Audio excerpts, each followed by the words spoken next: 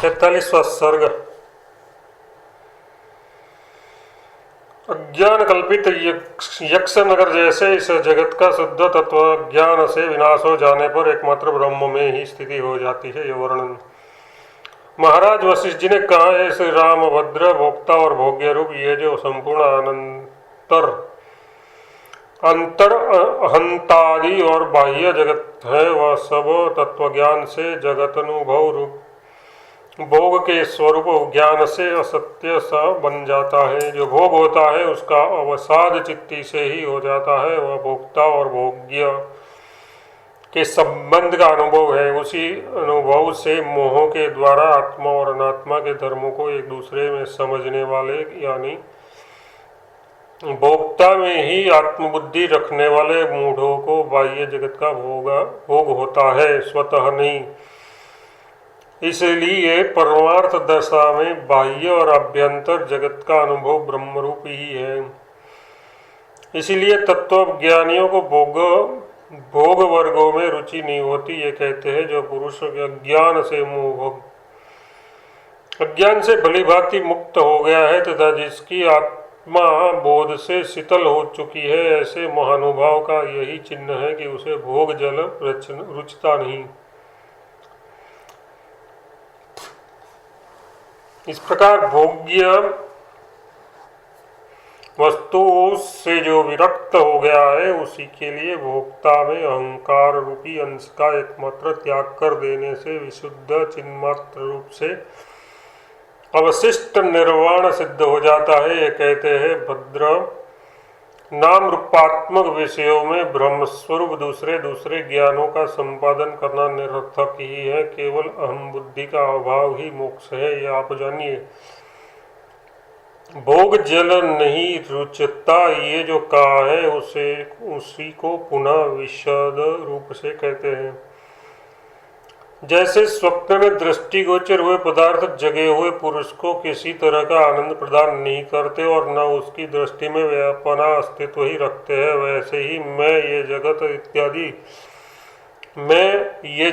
इत्यादि ब्रह्म में देखे गए पदार्थ न तो तत्वज्ञानी को आनंद प्रदान करते हैं और न उसकी दृष्टि में अपना अस्तित्व ही रखते हैं। इस विषय में गंधर्व माया कल्पित नगर दृष्टांत है। यह कहते हैं, जैसे यक्ष अपनी भावना से वृक्ष में अपने स्वजन से युक्त असत्य नगर को देखता है, वैसे ही जीव अपनी अविद्या से असत्य ही इस विशाल संसार को देखता है। यद्यपि भ्रांति कल्पित भोक्ता रूप होने से विभ्रम रूप यक्ष तथा भ्रांति कल्पित भोग्य स्वरूप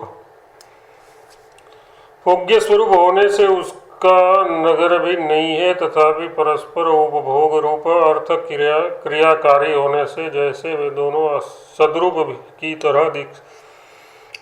तरह स्थित है, वैसे ही मिथ्या अहंता और जगत का ब्रह्म भी स्थित है। दृष्टांत और दृष्टांतिक दोनों में असत्य के भी सत्य रूप से प्रतिभास में आवरण शून्य साक्षी का अध्यास ही निमित्त है। इस आशय से कहते हैं, जैसे जंगल में यक्ष आदि विभ्रम रूप ही स्फुरित होते हैं, वैसे ही आवरण न रहने से ये 14 भुवन भी स्फुरित होते हैं। तात्पर्य यह है कि आवरण रहित साक्षी में अध्यास के कारण ही ये 14 भुवन स्फुरित होते हैं। यक्ष के अपने कल्पित देह नगर आदि के उपसंहार की तरह सदरूप के बोध जगत रूप के बाद में भी उसे एकमात्र मिथ्या रूप देखना ही हेतु है। ये कहते हैं, जैसे ये सब कुछ एकमात्र मेरा ब्रह्म है और कुछ नहीं, यो विचार करता हुआ यक्ष हो जाता है, वैसे ही अहम आदि सब जगत मिथ्या ही है। यो जानकर ये चित्त चिद्रूप तात्विक भाव को प्राप्त हो जाता है। संपूर्ण कल्पनाओं तथा आशंकाओं से रहित, त्याग तथा ग्रहण से शून्य, बहुत दूर तक जाने वाली समस्त इच्छाओं से रहित तथा शांत होकर, हे श्री राम जी जैसे आप स्थित रहिए। विचार पूर्वक देखने से यह दृश्य एकमात्र दृष्टा रूप या तुच्छ रूप ही पर्यवसित होता है। यह कहते हैं, यह सब दृश्य दृष्टा रूप ही वह व्याप्त है तथा अथवा सत्ता की उत्पत्ति से शून्य दृष्टा रूप भी ये नहीं है, क्योंकि सत्य पदार्थ सत परमार्थ चिद्रूप तत्व दृष्ट तत्व जो अवाच्य है वह क्या तुच्छ दृश्य रूप स्थापित हो सकता है? कदापि नहीं, क्योंकि कोई भी सत्य को असत रूप नहीं बना सकता, यह तात्पर्य है। दृष्टा के दृश्य स्वरूप न होने पर भी व्यवहार में दृश्य सत्ता की स्फूर्ति का निर्वाहक दृष्टा हो सकता है, ये दृष्टांत द्वारा दिखाते हैं। जैसे वसंत ऋतु के रस का प्रवाह ही वृक्ष गुल्म आदि रूप है, वैसे ही एकमात्र अपने स्वरूप से ही परिपूर्ण बना देने वाली आत्मा संवित ही सृष्टि है। परंतु परमार्थ में तो दृष्टा के साथ ऐक्य की भावना भी नहीं है। यह कहते हैं जो ये जगत का आभास है वह सब विशुद्ध चिन्मात्र वेदन रूपी है, इसमें क्या एकत्व या क्या द्वित्व हो सकता है? इसलिए इस राम जी आप पूर्ण रूप से निर्वाण स्वरूप से स्थित रहिए। अब भगवान वशिष्ठ जी सबके प्रति दया से हितकारक बातें उद्घोषित करते हुए उपदेश देते हैं। हे सज्जनों, आप सबके सब चिन्मय आकाश हो जाइए, परम रस का निरतिशय आनंद का पान कीजिए तथा निर्वाण रूप नंदन वन में सभी आशंकाओं से शून्य हो जाए स्थित रहिए। मनुष्यों, आप सबके सब बिल्कुल शून्य एवं संसार रूपी महाजंगल की मरुभूमियों में भ्रांत चित्त मृगों की नाई क्यों भटकते फिरते हैं? हे त्रिलोकी रूप मृग तृष्णा जल से ठगे गए अतः एवं नष्ट बुद्धि जीवो, आप लोग तृष्णा से चंचल हृदय होकर व्याग्रता पूर्वक इधर उधर मत दौड़ते फिरिए। हे बाह्य तथा अभिमानिक भोगरूप मृग तृष्णा जल का पान करने वाले मृगों, तुम लोग व्यर्थ का परिश्रम उठाकर अपनी आयु मत गवाओ। हे सभ्य पुरुषों, जगत रूपी गंधर्व नगर में विवेक को नष्ट कर देने वाले गर्व से आप लोग नष्ट न हो जाइए। अपने को नष्ट कर देने के लिए ही स्थित इन सुख स्वरूप सांसारिक पदार्थों को आप लोग दुख रूपी ही देखे। जगत रूपी केशोंड्रुक की भांति के लिए ब्रह्माकाश के मध्य में अज्ञान रूपी नीलिमा का आप लोग अवलोकन न करें, किंतु अभ्रांत अपने स्वरूप में परिणित हो जाइए, विश्राम करे। हे मनुष्यों, ऊंची शाखाओं में स्थित पीपल के पत्तों पर गिरे तथा वायु द्वारा कंपित हुए ओस की बूंदों के सदस्य शरणभंगुर उस मनुष्य शरीरों वाली इन संसार रूपी अंधकार पूर्ण गर्भाशयों पर आप शयन मत करें। आदि और अंत से शून्य पारमार्थिक ब्रह्म भाव में आप लोग शांत हो निरंतर स्थिर रहिए। दृष्टा और दृश्य इत्यादि विरुद्ध स्वभाव रूपी दोष से नष्ट न हो जाइए।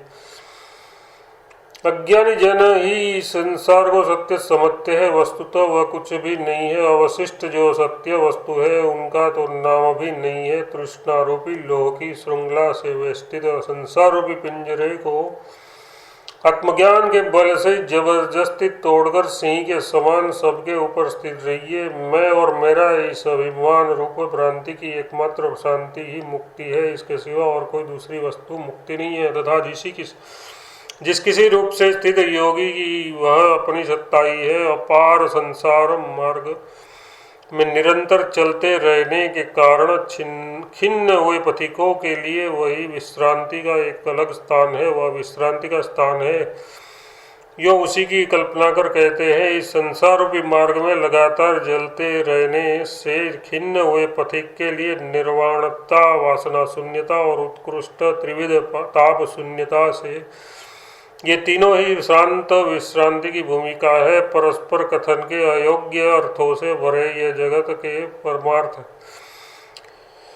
परस्पर कथन के अयोग्य अर्थों से भरे ये जगत के पदार्थ हैं। इन्हें तत्वज्ञ जैसा समझते हैं वैसा मूर्ख नहीं समझते, और मूर्ख जैसा समझते हैं वैसा तत्वज्ञ नहीं समझते। जैसे महासमुद्र में से वेष्टित हो समुद्र रूप से स्थित हुई गंगा, गोदावरी और नर्मदा आदि नदी रूप आकृति समुद्रवासियों को उपलब्ध नहीं होती, वैसे ही इस भ्रांति की निवृत्ति हो जाने पर यह संसार की आकृति भी ज्ञानियों को उपलब्ध नहीं होती। फिर फिर इसी को स्पष्ट रूप से कहते हैं, ब्रह्म के शांति हो जाने पर सांसारिक स्वरूप से स्थिति ही जीवन मुक्त ज्ञानी के लिए ये संसार रूपी भी उपलब्ध नहीं होता। उसके लिए तो अपने स्वरूप में स्थित एकमात्र परब्रह्म परमात्मा ही विद्यमान रहता है। जैसे खूब जला दिए गए तृणों की भस्म का ढेर वायु से उठकर न जाने किस जगह पर चला जाता है, वैसे ही आत्मस्वरूप में विश्राम करने वाले की संगति से ज्ञान प्राप्त कर सज्जन पुरुष का ये जगत न जाने कहाँ चला जाता है। ब्रह्मपद का जो ब्रूहण रूप अर्थ है उसी का आकार विशेष जगत है। ये आकार विशेष यदि ब्रह्म शब्द का मुख्यार्थ रूप आत्मा ही यानी निर्विकल्प स्वप्रकाश निरतिशयानंद प्रत्यगात्मा ही है, तब तो ये जगत शब्द का अर्थ बहुत उत्तम है। किंतु गच्छति षड्विध विकारे परिवर्तते इति जगत यानी 6 तरह के विकारों से जो सदा परिवर्जित होता है उसे जगत कहते हैं। इस तरह की व्युक्ति से जगत शब्द का अर्थ यदि विकारात्मक कार्यों का भागी किया जाता है तो फिर वह अर्थ उत्तम नहीं है। इस संसार के निर्विकल्प का अनुभव बच्चे को भी होता है, उसका साम्य दिखलाते हैं। जिस बच्चे को अभी विशेष ज्ञान नहीं हुआ है उसको ये संसार के पदार्थ जिस तरह के भासते हैं, ठीक उसी तरह के ये सभी संसार के पदार्थ वासना शून्य स्थित विद्वान को भासते हैं। इन सांसारिक पदार्थों का अनुभव तत्वज्ञानियों को जैसा होता है वैसा मूर्खों को नहीं और मूर्खों को जैसा होता है वैसा तत्वज्ञानियों को नहीं। ये जो ऊपर कहा गया है उसका गीता में प्रतिपादित भगवान श्री कृष्ण के वचन से मेल दिखाते हैं। भद्र आत्मा का यथार्थ ज्ञान ज्ञानियों के लिए एक तरह की रात ही है, क्योंकि जैसे अंधेरी रात प्रकाश रूप नहीं रहती वैसे ही अज्ञानियों के प्रति आत्मा का ज्ञान भी प्रकाश रूप नहीं रहता। इस तरह की जो आत्मविद्या रूपी रात है उसमें जितेंद्रिय तत्वज्ञ पुरुष जागता रहता है, यानी आत्मविद्या के लिए तत्वज्ञ पुरुष निरंतर ऐसे सावधान रहता है कि उसमें से क्षण भर के लिए भी च्युत नहीं होता। और जिस द्वैत बुद्धि रूप ज्ञान दशा में प्राणी व्यवहार करते हैं वह तत्वज्ञ मुनि के निर्लीय रात है, क्योंकि ज्ञानी के प्रति उसका प्रकाश ही नहीं रहता। इसकी व्याख्या करते हैं, चूंकि अज्ञान रूप अंधकार से सभी प्राणी आवृत है, इसीलिए सुषुप्त की तरह स्थित आत्मतत्व ही इस तत्वज्ञानी पुरुष के लिए अविरत जागरण रूप है। इसी दृष्टि से यह निशा सर्वभूतान तस्या जागृति संयमी ये कहा गया है। और चूंकि मूढ़ जनों में जागृत रूप से प्रसिद्ध शब्दादि विषयास्वाद चित्र में देखे गए युद्धादि की तरह सामने स्थित रहते हुए भी इस तत्वज्ञानी की दृष्टि में नहीं रहते, इसलिए ईश्या जागृति भूतानि सा निशा पश्यो मुनय ये कहा गया है। उत्तरार्ध की पुनः व्याख्या करते हैं। जन्मांध पुरुष को हुए रूपों के अनुभव के सदस्य ज्ञानी पुरुष को जगत का अनुभव यदि होता है तो वह रात्रि स्वप्न होता है, और यदि नहीं होता तो निशा सुसुप्त के समान होता है। मूढ़ पुरुष को दुख रूप से प्रसिद्ध ये तीनों जगत उन्हीं के लिए है, तत्वज्ञानी के लिए नहीं, क्योंकि यह सत्य नहीं है। यदि ज्ञानी के लिए विषयोपभोग नहीं है तो फिर वह ज्ञानी किससे तृप्त होकर जीवित रहता है। इस पर कहते हैं, स्वप्न रूप से स्वप्न का ज्ञान हो जाने पर स्वप्न के बाह्य और आभ्यंतर विषय जागे हुए पुरुषों को जैसे नहीं रुचते, वैसे ही यदि जागृत और स्वप्न के मोह नहीं रुचते फिर भी वह सारे भेदों से रहित सबके विश्वास के श्रद्धा के भाजन परम यज्ञ को प्राप्त निर्वाण स्वरूप होकर सर्वदा मन में पूर्ण शांति का अवलंबन कर ही अवस्थित रहता है। भोगों की वासनाओं द्वारा चित्त का बाहर आकर्षण न होने के कारण ज्ञानी की स्थिति ध्यान के चित्त निरोध के लिए किए जाने वाले प्रयत्न के बिना भी समान ही रहती है। इसका दृष्टांत द्वारा उपादान करते हैं। ठीक ही है कि नाली आदि निम्न मार्ग के बिना तालाब आदि के जल की प्रवाह आदि की क्रिया कुछ हो नहीं सकती।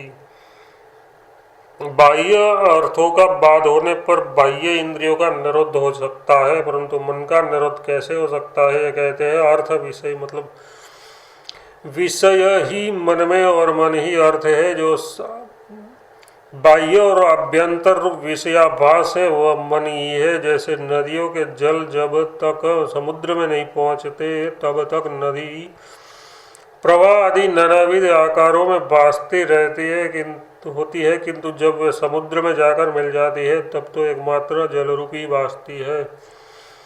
वैसे ही बाह्य और आभ्यंतर संपूर्ण अर्थ तथा अनर्थों का समुदाय जो स्फुरित होता है वह सब सर्वत्र व्याप्त मन ही स्फुरित होता है, उसी से अर्थों का निर्वास होता है। मन तथा संसार के पदार्थों में भेद ऐसे नहीं है जैसे जल और तरंगों में भेद नहीं है। ठीक है, ऐसा ही सही, किंतु इससे प्रकृति में क्या आया इस पर कहते हैं। इसलिए मन तथा सांसारिक पदार्थ इन दोनों में से किसी एक का बाध हो जाने पर दोनों का ही बाध हो जाता है, जैसे कि पवन तथा उसके स्पंदन का। इसलिए उसमें तनिक भी संदेह नहीं है कि परमार्थ दृष्टि से निसार इस जगत में एक रूप होने के कारण अनर्थ और मन दोनों ही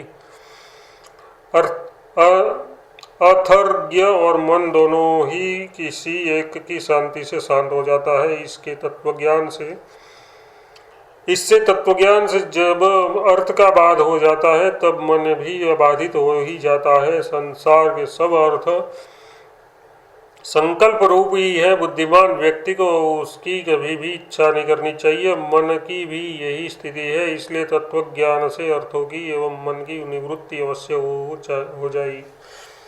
हो जाएगी। संसार के पदार्थों और मन का जो ये बाध है वह स्वप्न में हुए व्याघ्रनाश के समान अनष्ट का ही नाश है। ये कहते हैं भद्र ज्ञानी पुरुष के अर्थ और मन अनष्ट ही नष्ट हो जाता है। यथार्थ जब अर्थ और मन की कभी उत्पत्ति ही नहीं हुई तब उसका नाश ही क्या, इसलिए वे अनष्ट ही है। जैसे कि किसी एक मिट्टी की मूर्ति में भ्रांति से कोई एक पुरुष अपने शत्रु की कल्पना कर लेता है, किंतु ज्ञान से जब उसका मिट्टी की मूर्ति मालूम पड़ जाती है तब वह मूर्ति न शत्रु रूप रहती है और न शत्रुजनित भय की कारण ही होती है। बस वही स्थिति यहाँ पर भी है। ज्ञानी पुरुष की दृष्टि में अर्थ और मन दोनों पारमार्थिक ब्रह्म स्वभाव से ही स्थित है। वे जिस सांसारिक मिथ्या रूप से स्थित थे उस रूप से विलक्षण पूर्णानंदात्मक पारमार्थिक सत्य स्वरूप से ही स्थित है। तत्वज्ञ की दृष्टि से सुखादि भोग एवं जगत को कार्य कारण रूप से जुटा देने में समर्थ कालकृत जन्मादि विकार भोग करता एवं ज्ञानों अज्ञों के शब्दादि विषय ये सब ऐसे असत हैं जैसे समीप में सोए हुए पुरुष का स्वप्न और अधीर बालक को सामने भास रहा यक्ष।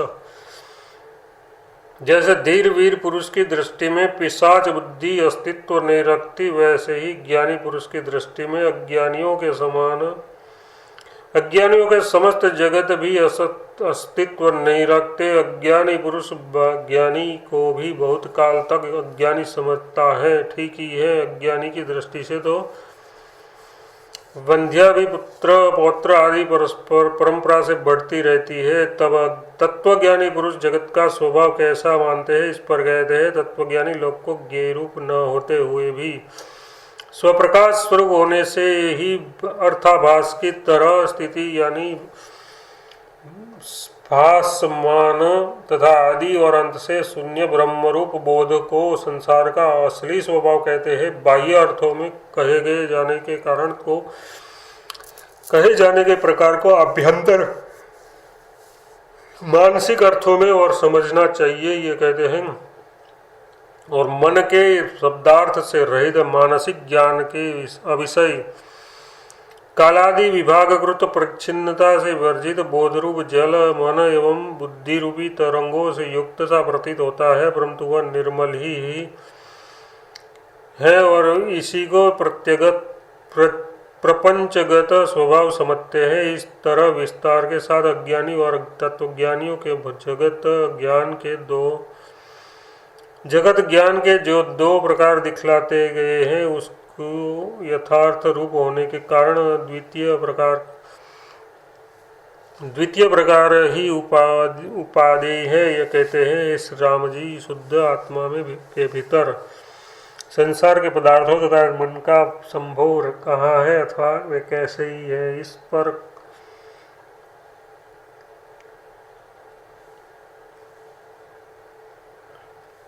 इस मन तथा इन जगत के विषय में उत्पन्न हुए भ्रांति बिल्कुल निरर्थक है। इसलिए आपसे ये कहना है कि आप ब्रह्म स्वरूप में स्थित रहिए। अपनी असली स्थिति जब सुदृढ़ हो जाती है तब तक जागृत आदि तीनों अवस्था एकमात्र तुरीय बोधरूप बन जाती है। तदनंतर मन को मनन करने का कोई विषय ही नहीं रह जाता। इससे मन भी शांत हो जाता है। कहते हैं शरतकाल के कमलों, तारों या मनुष्य को आकाश की नाई शुद्ध ज्ञान स्वरूप ब्रह्म भाव में स्थित पुरुष को जागृत, स्वप्न, सुषुप्ति तीनों अवस्थाओं से मन का अनुभव नहीं होता, जिसमें अनंत नानत्व भेद उपस्थित है। ऐसे संपूर्ण ज्ञेय का विधूनन करके हे श्री रामचंद्र जी रज्जु में अध्यस्त सर्प का विधूनन कर अपने स्वरूप में स्थित रज्जु की नाई आप भी अपने चिदघन स्वभाव में स्थित हो जाइए। बाह्य और अभ्यंतर पदार्थों के स्वरूप को प्राप्त ज्ञप्ति ही धारण करती है, जैसे कि बीज, शाखा तथा फल आदि के रूप को धारण करती है। अतः हे श्री रामचंद्र जी बताओ तो सही, ऐसी स्थिति में अर्थ और मन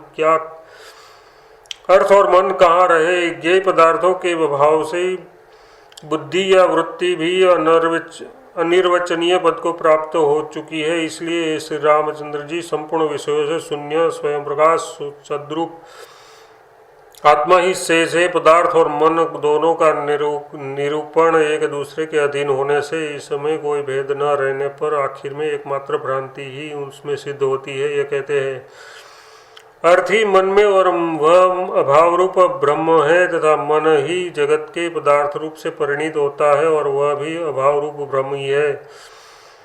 तब ऐसी दशा में जगत के पदार्थों और मन वे दोनों तत्वतः क्या है, इस पर कहते हैं बाह्य ब्रह्म के संपूर्ण वस्तुओं की आत्मा होने से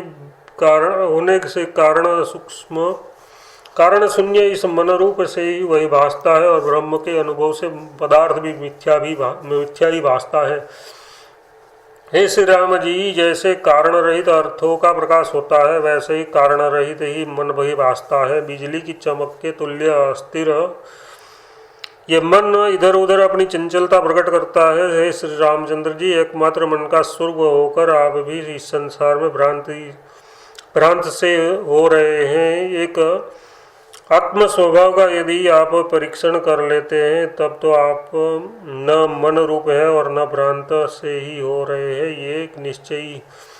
ये निश्चय है कि मन से ही ये संसार उत्पन्न हुआ होता है और आत्मज्ञान से शांत हो जाता है। सीप में चांदी के भ्रम के कारण ब्रह्म के आकार का मनुष्य झूठ मूठ में दुख उठाता है, परंतु ज्ञान ही परमात्मा का असली स्वरूप है और संसार का भाव भी ज्ञान स्वरूप है। निर्वाण से भिन्न अहम ये ब्रह्म रूप सत्ता को एकमात्र दुख के लिए ही है। तब निर्वाण से भिन्न अहम ये ब्रह्मरूप सत्ता किस उपाय से शांत होती है, ये इस पर वह उपाय बताते हैं। मृग तृष्णा के सदस्य इस अहंकार का रूप असत और शून्य ही है। इस तरह के आत्मा के परिज्ञान से ये अहंकार बिल्कुल शांत हो जाता है।